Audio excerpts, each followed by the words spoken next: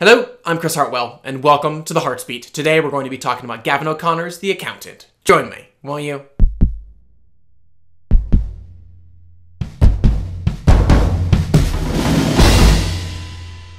So, in The Accountant, we meet Christian Wolff, a very high-functioning autistic man who, by day, works for ZZZ Accounting, but by night, uncooks the books for the world's most dangerous criminals.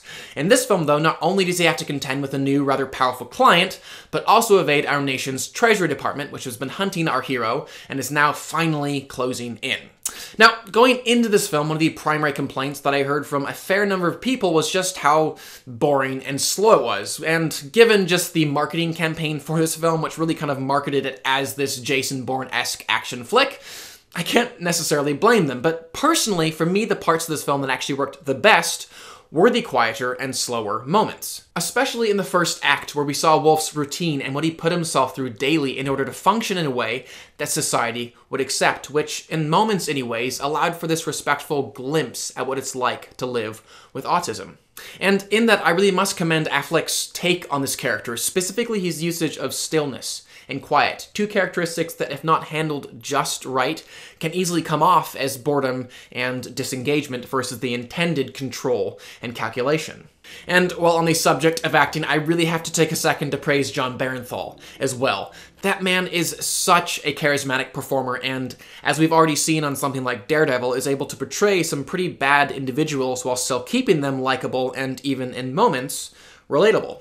And on The Accountant specifically, I thought he just did this delightful job of capturing so much of what I loved about 90s villains. An antagonist who is both a physical and an intellectual challenge for our hero, constantly rattling off lines that you know the screenwriter spent days massaging just because they play on so many different levels. The literal, the figurative, the thematic, and all at the same time.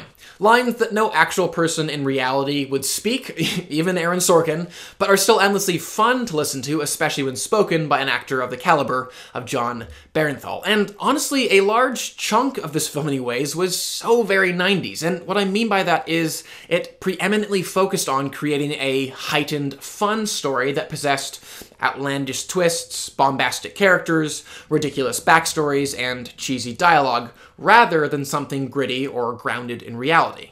But also essential in capturing that kind of 90s tone was just how every writing choice, visual decision, and acting judgment was executed with complete sincerity, never once winking at the audience or feeling insecure in its often ridiculous story. And like the very elaborate puzzles that Christian Wolff was so very good at solving, this story really did endeavor to be an elaborate puzzle of its own. And I will say, for the first act and a half anyways, it was relatively successful in that, presenting a character whose history was mysterious and future intriguing.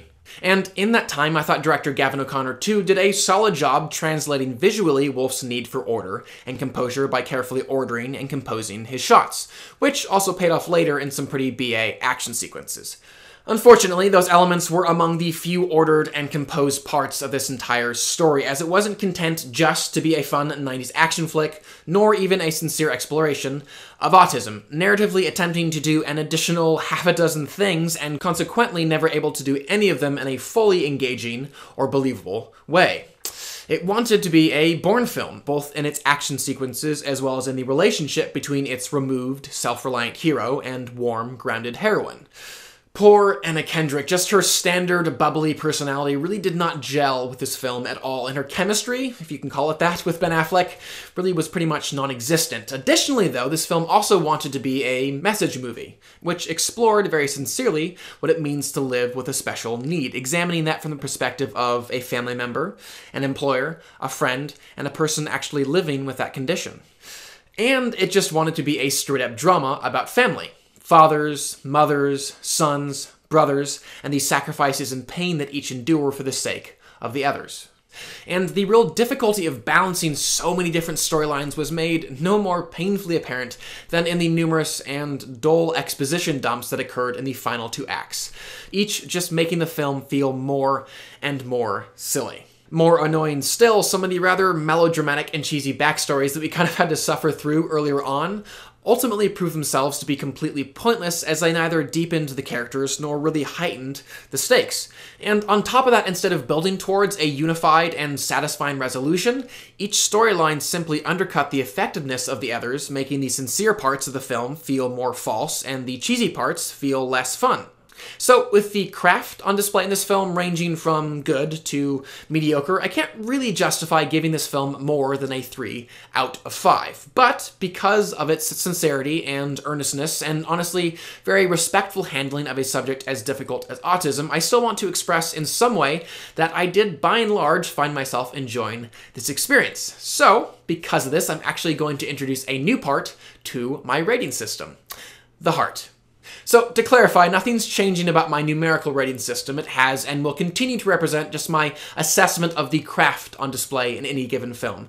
But whether or not I actually like that film will be indicated by my giving or withholding of the Hart. So, on the accountant, I will give the film a 3 out of 5 and a Hart. I would still love to know what you guys thought of the film, though, so definitely comment below and let me know. What is your present opinion of Ben Affleck's career? I personally am thankful that he's continuing to act in addition to his writing and directing endeavors, but I would love to know what you guys think of that. And finally, please do subscribe. I'm going to continue to review films and television on this channel, and I would love for you to stay up to date on all of those things. But for now, I'm Chris Hartwell. This is The Heartbeat. Thank you for joining me.